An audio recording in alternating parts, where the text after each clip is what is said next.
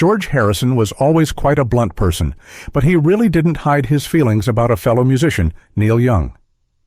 All musicians are critical about certain things, but George didn't enjoy Young's music even a little bit. Here's what George had to say about the Heart of Gold musician. In a piece of rare footage from 1992, George works in the studio with Dave Stewart, Bob Geldof, and Chucho Merchan. While they work, Geldof asks the ex-Beatle what he thinks of Young's Around the World. George's response was as brutally honest as it could get. According to Far Out, George replies, "I'm not a Neil Young fan."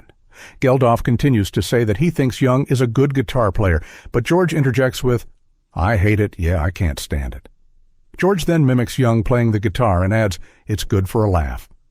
We did this show with him. I saw it from the other side of the stage and looked around. I looked at Eric and said, "What's going on?" He did the solo in the middle. Then he kind of looked at me like, "Don't look at me. It's not me." Still, Geldof praises Young by saying he likes the musician's 1979 album, Rust Never Sleeps. Again, George gives a blunt response. "It's mainly his voice," George says. "I liked some of his songs, but I hated the sound of his voice. His singing is even worse than me." George wasn't the only Beatle to dislike Young. In a 1980 interview for Playboy, John Lennon explained what he thought of Young's 1977 song, "Hey, Hey, My, Into the Black." "I hate it," he said. "It's better to fade away like an old soldier than to burn out. If he was talking about burning out like Sid Vicious, forget it. I don't appreciate the worship of dead Sid Vicious or of dead James Dean or dead John Wayne. Oh, no, thank you. I'll take the living and the healthy Young." Later explained that the song discussed the spirit of rock and roll and not individual musicians.